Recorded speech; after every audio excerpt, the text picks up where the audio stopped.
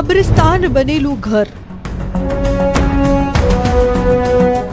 35 વર્ષ બાદ બહાર આવ્યું પાપ। ધરતી ચીરીને બહાર આવ્યું સત્ય। અમદાવાદનું વટવા કુતુબનગરની આ ગલીઓમાં વહેલી સવારથી જ સન્નાટો ચીરીને જેસીબીનો અવાજ ગુંજવા લાગ્યો। કોઈ નવું બાંધકામ નહીં, પણ 35 વર્ષ જૂના એક ખોફનાક પાપના પાયા ખોદાઈ રહ્યા હતા। અમદાવાદ ક્રાઇમ બ્રાન્ચ અને એફએસએલની ટીમ જ્યારે હથિયારો સાથે પહોંચી ત્યારે આસપાસના લોકો પણ થથરી ગયા હતા। હાડકા, વાળ અને રહસ્યમય વીંટી। જેમ જેમ જેસીબીના પંજા જમીનમાં ઊંડા ઉતરતા ગયા તેમ તેમ ડરનું સામ્રાજ્ય બહાર આવતું ગયું। 35 વર્ષથી જે રહસ્ય ગરબાયેલું હતું તે હવે હાડકા, વાળની ગૂંચ અને એક વીંટીના રૂપમાં બહાર આવ્યું છે। આ એ જ સ્ત્રીના અવશેષો હોવાની આશંકા છે જેની 1992માં નિર્મમ હત્યા કરવામાં આવી હતી। 35 વર્ષ પહેલા અહીંયા કોઈ મૃતદેહને દાટેલો છે, તેના આધારે અમે જાણવાજોગ દાખલ કરી અને ફોરેન્સિક અધિકારીઓ સાથે અમે અહીંયા ખોદકામ ચાલુ કર્યું છે।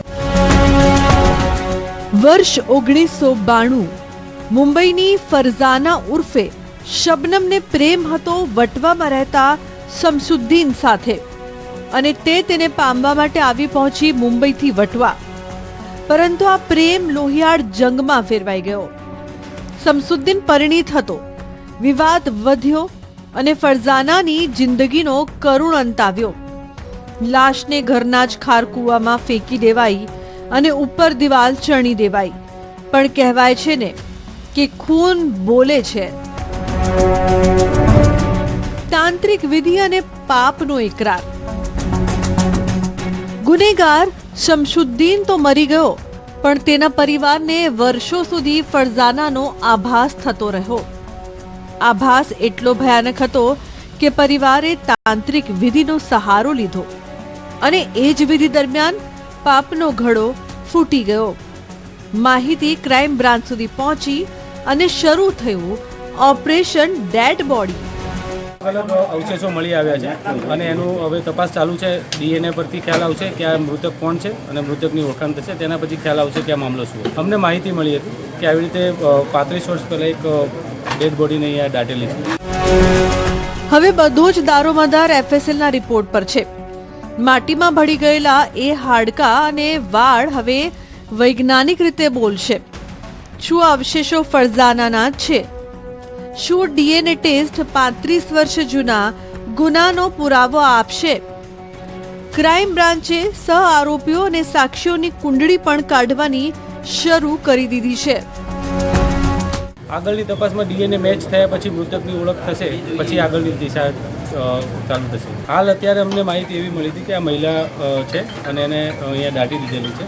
હવે આગળની માહિતી અમને ડીએનએ મેચ થયા અને તપાસ પછી ખ્યાલ આવશે કે આ મામલો શું હતો। સમય વીતી ગયો, ગુનેગાર મરી ગયો, પણ ન્યાયની દેવી હજી જાગતી છે। 35 વર્ષ બાદ મળેલી આ કડી શું નવા ખુલાસા કરશે એ તો રિપોર્ટ બાદ જ ખબર પડશે। હાલ તપાસ ચાલુ છે અને દરેક પુરાવા એક નવી કડી જોડે છે, પરંતુ એક વાત સ્પષ્ટ છે કે ગુનો કેટલો પણ જૂનો હોય, સત્ય એક દિવસ બહાર આવી જ જાય છે। અમદાવાદથી નવીન ઝા, ન્યૂઝ 18 ગુજરાતી।